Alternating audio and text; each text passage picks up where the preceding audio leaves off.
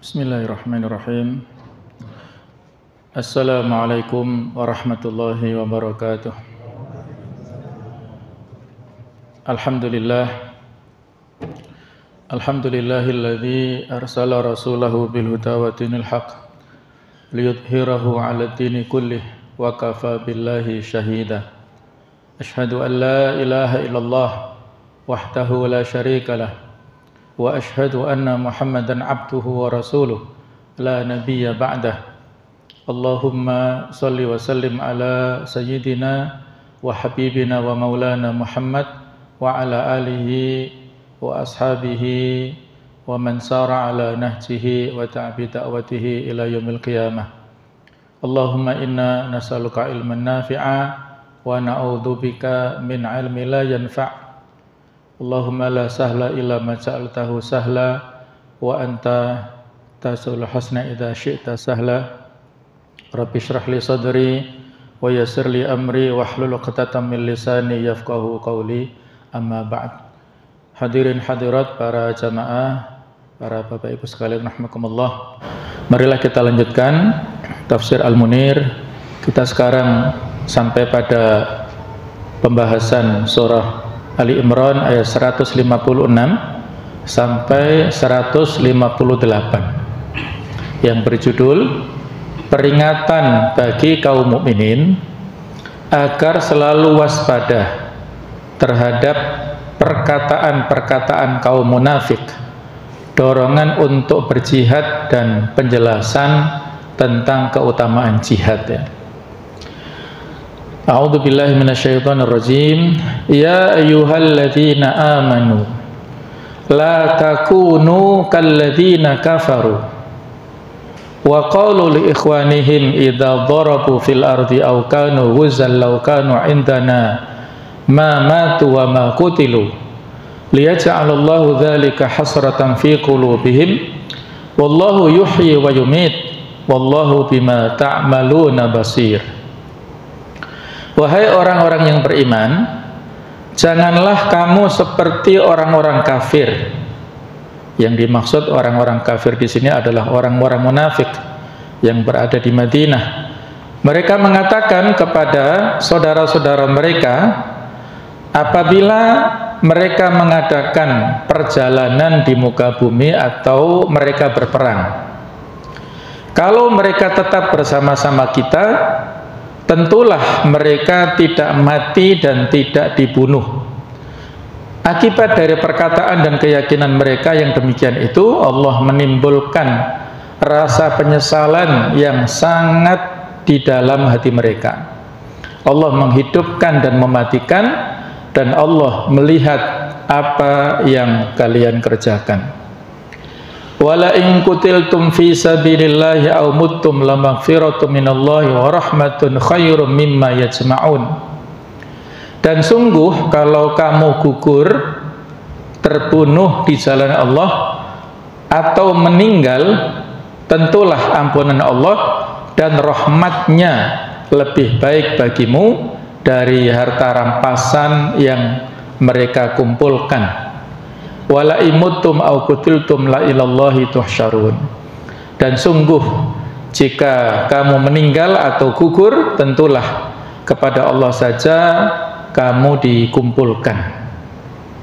Hadirin hadirat rahimakumullah, 3 ayat ini adalah kelanjutan dari ayat-ayat yang sebelumnya yang telah kita bahas ya, bahwasanya ayat-ayat sebelumnya Allah memberikan peringatan agar waspada terhadap bisikan dan rayuan setan yang menyebabkan kekalahan pada perang Uhud.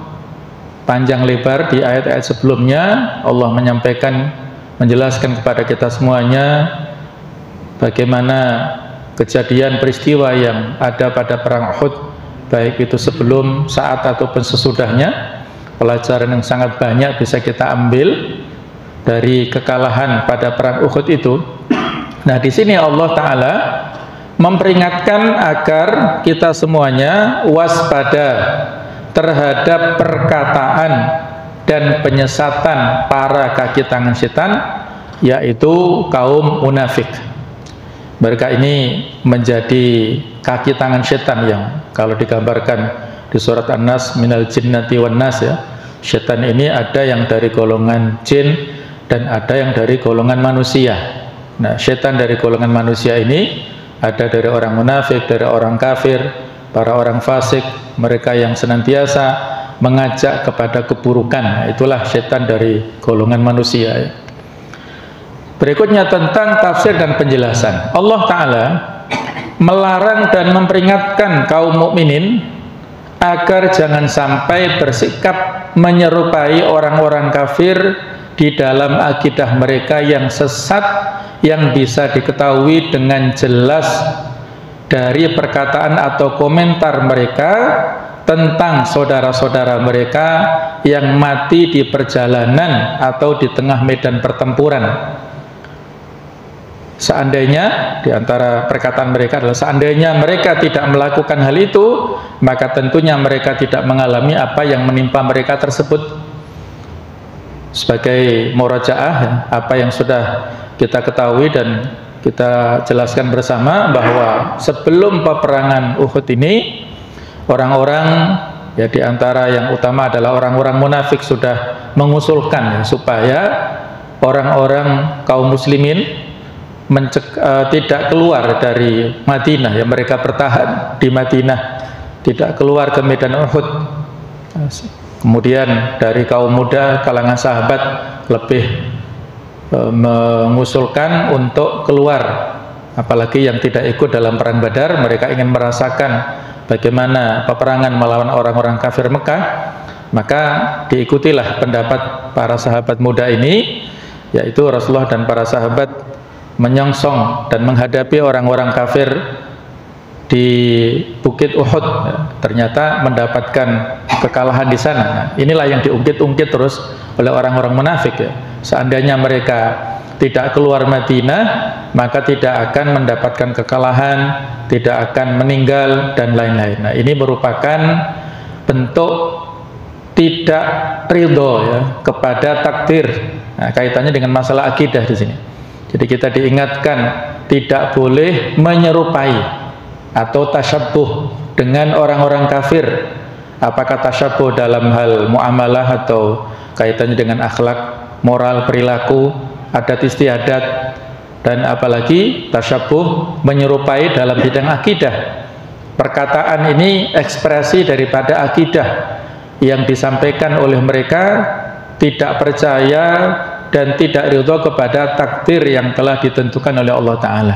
Nah, kalau kaum muslimin ikut-ikutan mengikuti dari keyakinan yang mereka miliki itu, maka ini akan membahayakan barisan kaum muslimin, dan dampaknya ini akan menjadikan mereka terus-menerus kaum muslimin ini dalam kesedihan, dalam penyesalan terus-menerus ya. Nah, itu yang diingatkan oleh Allah Ta'ala di dalam ayat-ayat ini ya. Wahai orang-orang yang beriman, janganlah kalian seperti orang-orang munafik itu yang berkata dan berkomentar tentang perkara para saudara mereka ketika para saudara mereka tersebut melakukan perjalanan, baik itu untuk berdagang lalu meninggal dunia, atau ketika mereka berperang lalu terbunuh. Seandainya mereka tidak pergi dan tetap berada bersama kami, maka tentunya mereka tidak mati dan tidak terbunuh. Kronologis dari ayat ini memang kaitannya dengan masalah peperangan, tetapi lebih umum daripada peperangan ya. Di sini melakukan perjalanan untuk apapun, yang terutama pada masa dulu adalah mereka pergi dari satu tempat ke tempat lain untuk berdagang ini. Ketika terjadi musibah, meninggal dunia di tengah jalan, itu semata-mata adalah sudah takdir dari Allah. Tidak boleh ada kata penyesalan ya, kata-kata lau wala taqulu, kalian jangan mengatakan. Dalam hadis disebutkan ihris ala ma yanfa'uka wasta'in billah, bersungguh-sungguhlah engkau dalam melakukan apa yang Allah yang memberikan manfaat kepadamu, dan wala ta'jiz, janganlah lemah. Kemudian wala taqulu, dan janganlah kalian mengatakan lau anni fa'altu kadza wa kadza, kalau saya melakukan ini dan itu, apa yang sudah terjadi maka akan terjadi yang demikian. Karena lau ini adalah taftahu amala syaitan, bisa membuka pintu setan. Kalimat seandainya yang sudah terjadi itu bisa menjadikan seseorang membuka pintu setan. Setan masuk ke dalam diri kita dan akan mempengaruhi, itu tadi ya, menjadikan kita ragu, menjadikan kita menyesal ya, yang tidak pada tempatnya. Kalaupun seseorang tidak pergi dari satu tempat ke tempat lain sehingga terhindar dari malapetaka, musibah yang menyebabkan dia meninggal oleh sarana tersebut, maka dia kalau sudah ketentuan meninggal dunia, ya akan meninggal dengan sebab yang lainnya. Dengan sebab walaupun dia berada di rumahnya, tetap dia akan meninggal dunia juga ya. Yang sudah kita contohkan bagaimana Khalid bin Walid luar biasa dalam perjuangan membela agama Islam, menjadi panglima, membela panji-panji Islam, berada di garda terdepan. Tujuan ikut berperangnya Khalid adalah untuk mendapatkan syahid fisabilillah, terbunuh di jalan Allah. Tetapi sampai akhir hayatnya Khalid bin Walid ini tidak meninggal dunia di medan perang ya, dan meninggalnya berada di atas tempat tidur ya, karena sakit. Dan saat itu diketahui seluruh badannya di sebelah depan ini banyak sekali bekas-bekas luka dari tombak, pedang, anak panah dan sebagainya. Itu semuanya berada di tubuh bagian depan, tidak ada satupun yang berada di bagian belakangnya atau di punggungnya. Ini menjadi isyarat tidak pernah sama sekali Khalid berusaha lari dari medan perang ya. Semua musuh dihadapi dari arah depan karena memang ingin meninggal, dan rata-rata para sahabat pergi ke medan perang untuk mendapatkan syahadah, meninggal fisabilillah. Nah, tapi karena belum takdirnya, Khalid bin Walid meninggal di atas tempat tidur, dan beliau pun akhirnya sedih ya. Kenapa tidak sebagaimana teman-temannya meninggal di medan perang?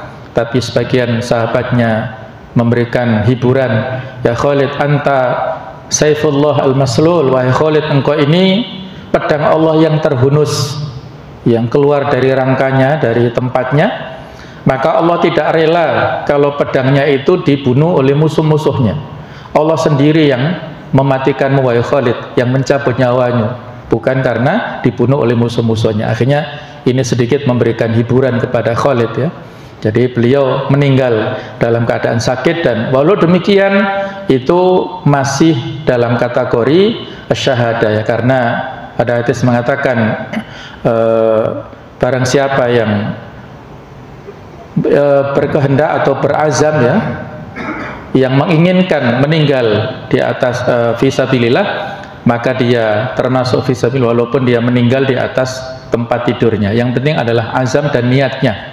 Kalaupun secara teknis belum terlaksana, maka sudah ada niatnya. Man mata, barang siapa yang meninggal walaupun di atas tempat tidur tapi dia menginginkan atau berazam niat syahid fisabilillah, maka orang ini termasuk dalam kategori golongan orang-orang yang syuhada ya. Allahu a'lam. Nah, karena perkataan seperti ini merupakan bentuk kebodohan di dalam agama dan bentuk kesesatan di dalam keimanan. Karena hidup dan mati berada di tangan Allah. Seperti yang sudah pernah kita bahas tafsir di Ali Imran 145, wa ma kana li nafsin an tamuta illa bi idznillah kitaban muajjala. Sesuatu yang bernyawa tidak akan mati melainkan dengan izin Allah, sebagai ketetapan yang telah ditentukan waktunya. Walaupun sudah ditentukan atau sudah berhadapan dengan kematian, kalau Allah belum menentukan waktu kematiannya, belum dia dapatkan. Sebagaimana juga pernah kita kisahkan bagaimana keberanian Abdullah bin Hudzafah, salah seorang yang tertawan di pasukan Romawi ya. Selesai peperangan, maka Raja Romawi memanggil para tawanan, maka dihadapkanlah salah satunya seorang pemuda yang gagah berani, Abdullah bin Hudzafah. Ditawari oleh raja, maukah kamu murtad dari ajaran agamamu, kemudian aku kasih separuh kerajaanku? Abdullah menolak, saya tidak mau. Kemudian ada negosiasi lagi dari raja yang lebih besar ya, maukah kamu murtad kamu akan saya kasih semuanya, semua kekuasaanku saya kasihkan, kamu saya jadikan raja. Tetap dia tidak mau. Nah, maka raja mengancam ya, dengan negosiasi halus tidak bisa, raja mengancam untuk dibunuh. Kalau kamu tidak mau murtad, aku akan bunuh. Disiapkan tungku api yang sangat besar, kemudian dicoba teman-temannya itu dilemparkan ke sana, mati semua. Nah, ternyata dia tetap tidak mau dan menangis ya.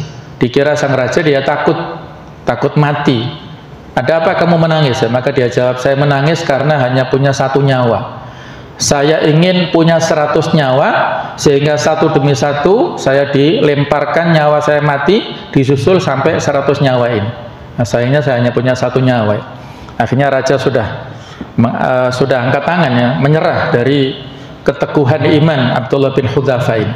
Akhirnya raja mengatakan, maukah kamu aku bebaskan ya, tapi dengan syarat. Apa Pak Raja?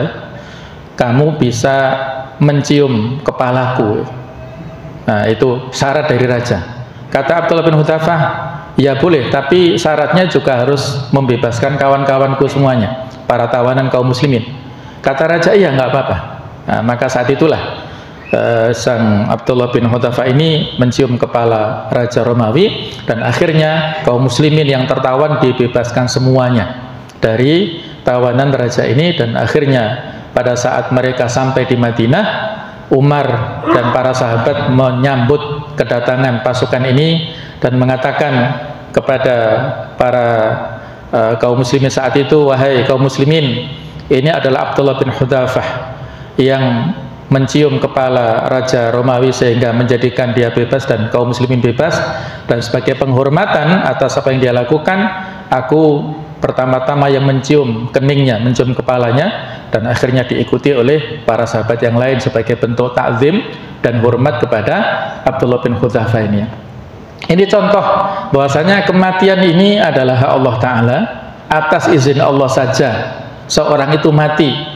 Kalau Allah belum menentukan kematian, tidak akan datang ajal itu ya.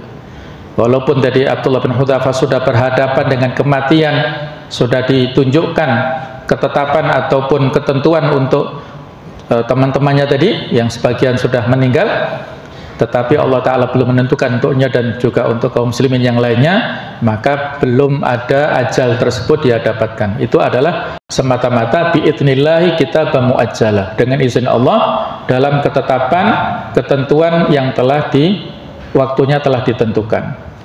Namun yang perlu digarisbawahi adalah bahwa qadha dan qadar tidak berarti menjadikan manusia terpaksa atau tidak memiliki pilihan di dalam amal perbuatannya.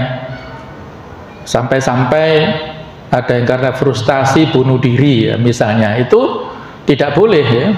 Atau dia teledor, yang namanya hidup dan mati sudah ada ketentuannya, sehingga dia tidak berhati-hati ketika berkendaraan, kecepatan 90 km per jam misalnya, wah, padahal hambatan ya ataupun resiko untuk kecelakaan sangat besar. Nah, jadi tidak boleh, walaupun sudah ada ketentuan kematian ataupun keselamatan itu di tangan Allah Ta'ala, tetapi tidak boleh teledor ya. Kita tetap harus berhati-hati dan kita punya pilihan di dalam amal perbuatan kita masing-masing. Karena qadha artinya adalah keterkaitan ilmu Allah dengan sesuatu, sedangkan ilmu yang artinya adalah mengetahui sesuatu tidak lantas menghendaki al-ilzam atau pengharusan. Adapun qadar artinya adalah terjadinya sesuatu sesuai dengan ilmu Allah, dan ilmu Allah pasti sesuai dengan kenyataan, karena jika tidak maka berarti itu adalah al-jahlu ya. Allah maha tahu dalam 3 dimensi, yang lalu, yang sekarang, dan yang akan datang ya. Semuanya berada di atas ilmu Allah, semuanya Allah Ta'ala ketahui. Nah, kaitannya dengan masalah ini ada tambahan ya, supaya lebih jelas tentang kaitan qadha dan qadar ini. Qadha ini dalam Al-Quran memiliki banyak makna, diantaranya berarti hukum atau keputusan. Misalnya di surah An-Nisa ayat ke-65 juga bisa bermakna kehendak. Di Ali Imran ayat 47 ataupun menjadikan, Fussilat 12. Yang secara istilah adalah segala sesuatu yang sudah keputusan Allah sejak zaman azali, sejak belum diciptakannya langit dan bumi, sejak zaman dahulu ya, sebelum ada dunia dan alam raya ini. Nah, contohnya tentang indahnya warna-warni bunga, ditetapkannya waktu kelahiran atau kelahiran makhluk, tentang masalah rezeki ataupun jodoh masing-masing dari makhluk itu sudah ada ketentuannya sejak zaman azali ya, itulah qadha. Sedangkan qadar itu bisa bermakna ketentuan ataupun kepastian di surat Al-Mursalat ayat 23, atau juga bisa bermakna ukuran di surat Ar-Ra'd ayat 17, yang secara istilah artinya adalah ketentuan Allah yang telah berlaku bagi semua makhluknya sesuai dengan qadha Allah Subhanahu wa taala. Di antara contohnya ada yang disebut takdir mubram, ada takdir muallaq. Takdir mubram ini adalah takdir yang tidak bisa berubah dari awal sampai akhir seperti itu. Kemudian takdir muallaq ini takdir yang bisa berubah. Misalnya ketika seseorang itu kaitannya dengan masalah ekonomi ya, dia pada awalnya miskin, kemudian dia berusaha, berikhtiar, maka dia mendapatkan rizki dan kesuksesan menjadi orang kaya. Nah, itu bisa berubah. Nah, itu masing-masing qadha dan qadar ini ya. Manusia ini memiliki kebebasan di dalam sikap dan tindakannya. Akan tetapi ia memiliki keterbatasan kemampuan, keinginan dan ilmu. Ada batas-batas tertentu yang tidak bisa dilampauinya. Terkadang seseorang ingin melakukan sesuatu atau memilih suatu tindakan untuk melakukannya, akan tetapi ia tidak memiliki ilmu tentang sebab-sebab kematian dan kapan sesuatu terjadi. Maka diketahui bahwa terjadinya sesuatu tersebut adalah sesuatu yang memang harus terjadi. Jika seseorang beriman dan yakin akan pertolongan Allah, yakin bahwa Allah akan memberinya taufik kepada sesuatu yang tidak diketahuinya berupa sebab-sebab kebahagiaan dirinya, maka di samping ia melakukan usaha-usaha dan ikhtiar, ia juga akan melakukannya dengan lebih semangat dan optimis, serta terjauhkan dari berbagai batu rintangan dan kegagalannya. Jadi kaitannya dengan masalah takdir, ikhtiar dan tawakal seperti ini ya, bahwa ketentuan Allah Ta'ala, qadha dan qadar tadi berada di atas segalanya, tetapi tidak menafikan ikhtiar, usaha, melakukan daya dan upaya untuk mencapai sesuatu dengan yang dikehendaki, serta dengan tawakal, mewakilkan, menyerahkan kepada Allah untuk menentukan berhasil atau tidaknya suatu urusan. Inilah wilayah kita antara ikhtiar dan tawakal yang otomatis landasannya adalah doa semuanya ya. Semuanya adalah dengan doa semua. Kita optimis, kita berharap, usaha dan tawakal kita itu diizinkan oleh Allah Ta'ala, dan Allah Ta'ala memberikan rambu-rambu kepada kita. Di antaranya dalam hadis qudsi, Allah mengatakan, ana inda dhanni abdi bi, aku mengikuti persangkaan hambaku, wa ana ma'ahu idza dzakarani, dan aku akan membersamainya apabila dia ingat kepadaku, berzikir kepadaku. Jadi itulah ya, kita dalam hal ini sudah ada ketentuan di alam azali sana qadha untuk kita semuanya, tetapi kita tetap berikhtiar. Hasil akhirnya bukan urusan kita. Allah melihat bagaimana ikhtiar dan usaha manusiawi, perjuangan-perjuangan kita, hasil akhirnya itu Allah yang maha kuasa untuk menentukan. Dan di antara sunnah kauniyah atau sunnah rabbaniyah ada sunnah al-akhdhu bil asbab, sunnatul akhdhi bil asbab, yaitu sunnah keterkaitan antara sebab akibat ya. Di dalam Al-Quran banyak sekali ayat yang mengisyaratkan ada keterkaitan antara sebab dan akibat. Seseorang tidak hanya terpaku kepada akibat saja, tapi juga kepada sebab-sebabnya. Misalnya Allah Ta'ala mengatakan di surat Asy-Syams, qad aflaha man zakkaha wa qad khaba man dassaha. Sungguh beruntung orang yang mensucikan jiwanya, dan sungguh rugi orang yang mengotori jiwanya.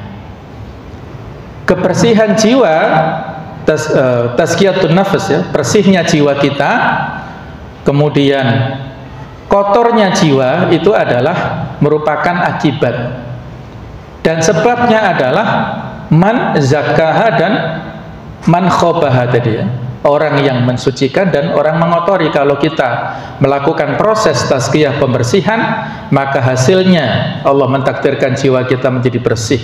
Tapi kalau orang membiarkan jiwanya terkotori oleh lingkungan, oleh kondisi yang ada di sekitar kita yang sangat banyak kemungkaran, dia tidak berusaha untuk membersihkan jiwanya, maka hasilnya, dampaknya jiwanya akan kotor dan rusak, akan sakit. Hasilnya seperti itu ya. Kemudian di surat Al-Lail juga Allah mengatakan, fa amma man a'ta wattaqa wa saddaqa bil husna fasanuyasiruhu lil yusra. Fa amma man a'ta wattaqa, orang yang suka memberi kemudian dia bertakwa dan meyakini adanya akhirat, adanya surga, maka orang inilah akan mendapatkan kemudahan untuk menempuh surga. Jadi menginfakkan harta, kemudian bertakwa, iman kepada akhirat, itu adalah proses sebab-sebabnya, ikhtiar-ikhtiar kita. Sedangkan fasanuyasiruhu lil yusra, kemudahan untuk mendapatkan kebahagiaan, itu adalah takdir Rabbani, akibat hasil yang ditentukan oleh Allah Ta'ala. Kebalikannya, wa amma man bakhila wastaghna wa kadzdzaba bil husna fasanuyasiruhu lil usra. Orang yang bakhil kemudian dia tidak butuh kepada yang lain dan dia mengingkari adanya akhirat, adanya surga, itu adalah merupakan wilayah-wilayah kemanusiaan, kemaksiatan yang dilakukan manusia, maka hasilnya fasanuyasirul usra, dia dimudahkan untuk menempuh kemelaratan. Itu adalah takdir dari Allah Ta'ala. Jadi itu hubungan antara sebab akibat yang terkait semuanya. Sehingga kalau orang memilih kekufuran, itu salahnya sendiri. Faman syaa falyu'min, siapa yang berkehendak, yang ingin, silakan beriman. Wa man syaa falyakfur, kalau dia ingin kufur juga silahkan. Tetapi ada ancaman Allah Ta'ala. Inna a'tadna lidh-dhalimina nar, kami sediakan untuk orang-orang dolim neraka yang sangat dahsyat panasnya itu nanti ya di akhirat. Nah, jadi ada peluang-peluang pilihan. Silahkan bagi yang mau ke masjid, silahkan. Yang rajin untuk sholat jamaah, silahkan. Yang rajin untuk iktikaf, silahkan. Yang memakmurkan masjid, silahkan. Maka dia insya Allah akan fasanuyasiruhu lil yusra tadi, untuk dimudahkan untuk menempuh kebahagiaan. Barang siapa yang tidak suka ke masjid, yang tidak suka sholat, yang tidak berjamaah, yang tidak suka untuk melaksanakan amal-amal kebaikan, silahkan. Nah, tetapi ada ancaman tadi, fasanuyasiruhu lil usra, dimudahkan untuk menempuh segala macam kesulitan dan kesengsaraan. Ya, semuanya punya pilihan ya. Jadi itulah kaitannya akidah Ahlussunnah wal Jamaah. Ada ikhtiar insani, yang kita satu saat adalah makhluk yang mukhayyar, makhluk yang punya pilihan. Nah, kalau kita sudah berusaha, kita sudah hati-hati, misalnya di jalan sudah lewat rambu-rambu ya kita penuhi, ternyata masih ditabrak dari belakang misalnya, nah, maka itu sudah takdir Allah Ta'ala, tidak boleh kita sesali. Etika yang bisa kita lakukan adalah dengan mengatakan qaddarallahu wa ma syaa fa'ala, Allah mentakdirkan sesuatu dan yang Allah inginkan, Allah masyiah, Allah menginginkan, itulah yang Allah kehendaki. Allah yang kehendaki, itulah yang Allah takdirkan, Allah laksanakan untuk kita. Ya, kita tidak boleh mengatakan seandainya tadi. Wahai orang-orang yang beriman, janganlah kalian seperti orang-orang kafir yang berkata dan berkomentar seperti di atas, ya, tentang orang-orang yang mati atau terbunuh. Karena akibat perkataan mereka tersebut adalah rasa penyesalan yang mendalam di hati mereka atas kehilangan orang-orang yang mati atau terbunuh tersebut, atau semakin membuat mereka lemah dan menjadikan mereka merasa menyesal. Jika kalian seperti mereka, maka kalian akan tertimpa sesuatu yang sama yang menimpa mereka berupa kesedihan dan penyesalan yang mendalam.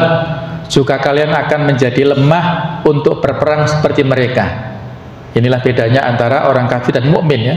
Kalau orang kafir, mereka menisbatkan segala sesuatunya kepada dunia. Kalau orang mukmin, semua adalah takdir Allah Ta'ala tadi. In asobatu sarra'u syakara, kalau dia tertimpa kesenangan maka dia bersyukur, fakana khairan lahu, itu adalah baik untuknya. Wa in asobatu dharra'u sabara, kalau ditimpa kemelaratan dia bersabar, fakana khairan lahu, itu adalah baik untuknya. Walaysa dzalika illa 'alal mu'min, dan itu tidak dimiliki sikap seperti itu kecuali oleh orang mukmin. Allah memunculkan keyakinan ini, keyakinan bahwa seandainya mereka tidak pergi, maka tentunya mereka tidak akan mati atau terbunuh di dalam jiwa mereka, agar mereka semakin bersedih dan menyesal atas kehilangan orang-orang yang mati atau terbunuh tersebut. Kemudian Allah membantah mereka dengan firman-Nya, wallahu yuhyi wa yumit, dan Allah zat yang menghidupkan dan mematikan. Maksudnya adalah bahwa hanya di tangan Allah lah perkara menciptakan dan mewujudkan. Hanya kepadanya lah segala sesuatu dikembalikan. Tidak ada seorang pun yang hidup atau mati kecuali atas kehendak dan ketentuannya. Umur seseorang tidak akan ditambahi dan juga tidak sedikit pun dikurangi kecuali atas qada dan qadar Allah Ta'ala, ya. Beberapa waktu yang lalu, ya, Ismail Haniyah, Presiden Palestina, mendapatkan berita tentang atau dibunuhnya, ya, syahidnya anak dan cucunya, ya. Beliau sama sekali tidak menampakkan ekspresi kesedihan, ya, pada saat mendapat berita ini, tapi justru mendapatkan ketabahan, ya, dan juga sebagai wujud keimanannya itu adalah merupakan takdir yang telah ditentukan Allah Ta'ala, dan juga sama yang menimpa kepada para sahabat yang lainnya, saudara yang lainnya di Palestina, di Gaza. Itu adalah kehormatan, kemuliaan.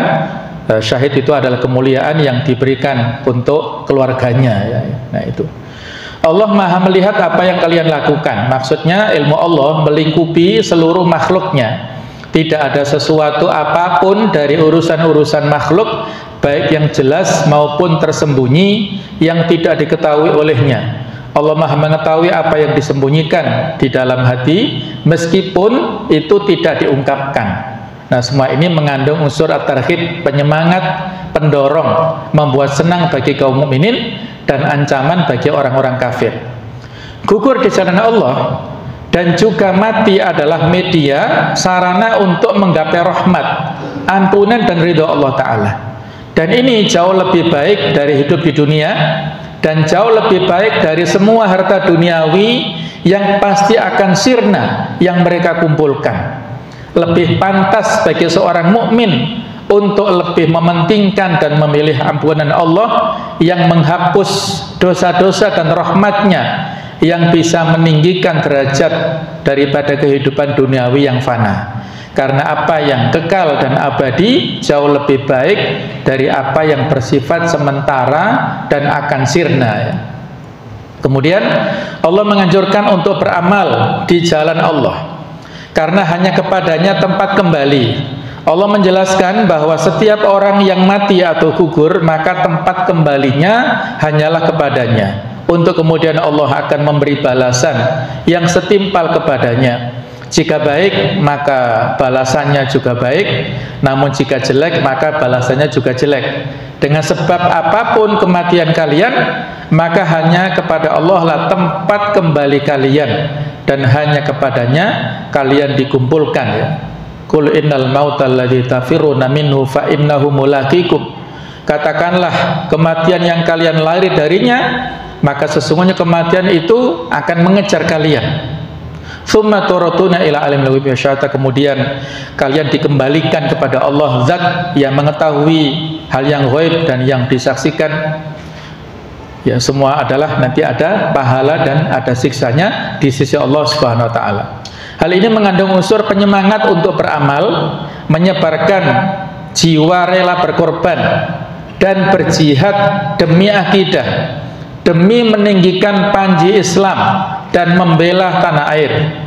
Dan janji yang pasti adalah bahwa barang siapa yang gugur di jalan Allah, maka pada hakikatnya ia hidup dan diberi rezeki di sisi Allah Ta'ala.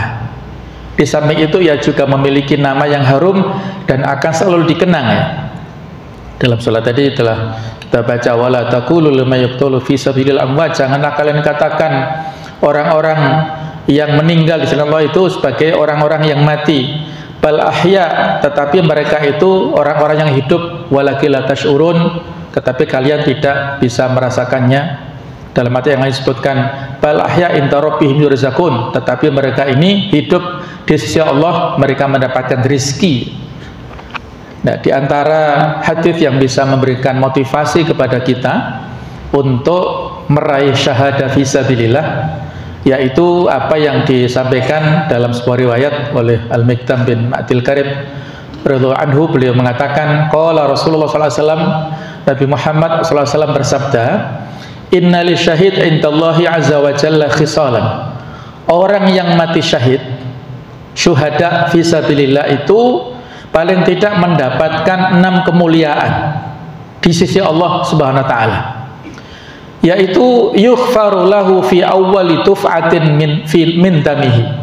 Allah akan mengampuninya pada waktu darahnya keluar pertama kali dari tubuhnya. Jadi tetesan darah yang pertama itulah langsung mendapatkan ampunan dari Allah Subhanahu wa taala atas dosa-dosanya.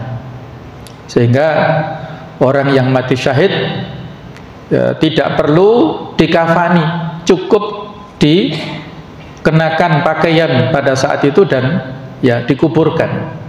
Nah, itulah karena mereka langsung mendapat ampunan dari Allah taala. Wa yura maq'adahu minal jannah, dan diperlihatkan tempatnya nanti, tempat duduknya di surga. Langsung terlihat motivasi ya pada orang ini, langsung bisa, itulah tempatmu yang sangat indah di surga. Wa yuhalla alaihi hullatal iman, diberi perhiasan dengan perhiasan iman. Wa yuzawwaj ithnataini wa sab'ina zawjatan minal huril ain, dia dinikahkan dengan 72 orang bidadari dari surga. Wa yujaru min azabil qabr, dan dia dijauhkan, diselamatkan dari azab kubur. Wa ya'manu yaumal faza'il akbar, mendapatkan keamanan dari ketakutan yang sangat besar, kegoncangan pada hari kiamat dan juga di padang mahsyar. Wa yudha'u ala ra'sihi tajul waqar al-yaqut minhu khairun minad dunya wa ma fiha, dipakaikan baginya mahkota kerendahan hati yang sebutir mutiaranya lebih baik dari dunia dan segala isinya. Wa yushaffa'u fi sab'ina insanan min aqaribihi, dan diperbolehkan baginya untuk memberikan syafaat pertolongan bagi 70 orang dari keluarga besarnya, kerabatnya. Masya Allah, luar biasa ya. Ini hadis riwayat Baihaqi di Syu'abul Iman yang masuk dalam silsilah hadis sahih ya. Jadi Masya Allah, inilah luar biasa ya motivasi yang telah disampaikan oleh Rasulullah SAW kepada para syuhada, orang-orang yang meninggal fisabilillah ya, yang saat ini dirasakan, didapatkan oleh saudara-saudara kita di Palestina ya, sehingga sangat makul atau logis ya, mereka sangat sabar tabah bertahan di daerahnya, di Gaza dan sekitarnya, karena mereka telah mendapatkan janji-janji yang seperti ini. Di antara berita-berita syahid yang telah mereka dapatkan ini justru dirayakan ya dalam versi syukur versi mereka, yang mana ini adalah berarti janji-janji yang telah disebutkan dalam hadis ini insya Allah akan didapatkan para syuhada ini, dan termasuk yang terakhir adalah bisa memberikan syafaat pertolongan kepada 70 anggota keluarganya. Berikutnya tentang fikih kehidupan atau hukum-hukum. Al-Quran selalu memberi perhatian dan memerintahkan untuk menjaga dan menampakkan identitas pribadi kaum muslimin, serta memiliki sikap yang berbeda dan tegas di hadapan para musuh dakwah Islam ya. Isyhadu bi anna muslimun, saksikanlah bahwasanya kita itu adalah orang muslim. Jadi menunjukkan identitas keislaman itu dianjurkan ya. Memakai syiar-syiar keislaman itu dianjurkan. Oleh karena itu Al-Quran melarang dan memperingatkan kaum mukminin agar waspada, jangan sampai mengucapkan perkataan yang sama seperti perkataan kaum munafik tentang para saudara mereka, baik saudara karena kesamaan ideologi dengan mereka dalam kemunafikan, atau saudara karena ikatan nasab yang ikut bergabung dengan pasukan yang dikirim Rasulullah ke Bi'ru Mu'tah. Karena hidup dan mati semuanya berada di tangan Allah, dan Dia maha luas ilmunya, lagi maha melihat semua amal perbuatan manusia serta apa-apa yang tersembunyi di dalam hatinya. Merupakan sebuah kesalahan jika mengatakan seseorang yang tidak pergi namun tetap tinggal di dalam rumahnya atau tetap berada di daerah tempat tinggalnya, maka ia tidak mati dan tidak pula dibunuh.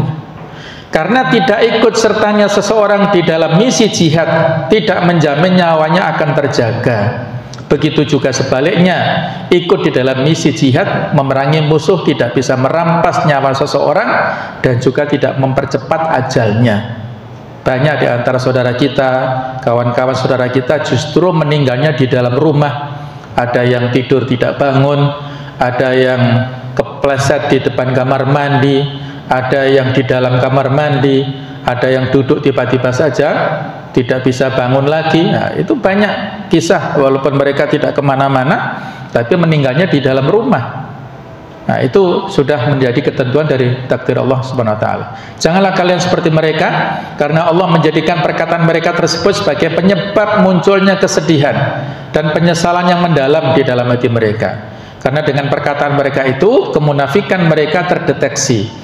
Allah menakdirkan orang yang pergi berperang tetap selamat dan hidup, dan menakdirkan orang yang tetap tinggal bersama keluarganya mati. Ini adalah sebuah peringatan bagi kaum mukminin agar mereka jangan sampai menyerupai orang-orang kafir di dalam perkataan dan perbuatan mereka.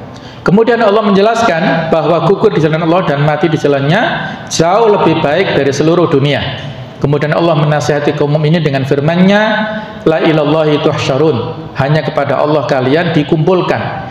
Maksudnya janganlah kalian lari meninggalkan peperangan dan meninggalkan apa yang diperintahkannya, akan tetapi larilah kalian dari hukumannya dan siksanya yang pedih, karena tempat kembali kalian tidak lain hanyalah kepada Allah. Tidak ada seorang pun yang bisa memberi kalian manfaat dan tidak pula bisa menimpakan madarat atas kalian selain dari Allah Subhanahu wa taala. Intinya adalah ayat-ayat ini mengandung peringatan atau ancaman bagi kaum mukminin, janji kebaikan dan dorongan untuk beramal dan berjihad. Adapun peringatan atau ancaman adalah jangan sampai kaum mukminin menyerupai perkataan-perkataan dan perbuatan kaum kafir. Adapun janji kebaikan yang telah menanti setiap mukmin yang berjuang dan berperang di jalan Allah adalah berupa ampunan dan rahmat Allah yang mengangkat derajat jauh lebih baik dari dunia seisinya. Adapun dorongan untuk beramal di jalan Allah dan menyebarkan jiwa pengorbanan dan jihad adalah pengertian implisit dari penjelasan tentang akhir riwayat menunggu semua makhluk, yaitu bahwa mereka semua dikembalikan dan dikumpulkan hanya kepada Allah. Lalu Dia akan memberi balasan kepada mereka semua dengan amal perbuatan masing-masing. Tidak ada harapan mendapatkan kemanfaatan dan kebaikan kecuali hanya darinya, dan tidak ada yang diharapkan bisa menolak madarat atau siksa kecuali hanya Dia ya. Kalau kita belum berkesempatan berjihad secara fisik, al-jihad bil qital, al-jihadun nafsi, yang mungkin ya kalau sekarang konteksnya ada di Palestina yang secara jelas berhadapan dengan musuh-musuh Allah, maka mari kita berjuang, bermujahadah, berjihad dalam bentuk-bentuk yang lainnya. Ada jihad bil amwal, jihad dengan harta. Ada jihad at-ta'limi, jihad dalam bentuk pengajaran, pendidikan.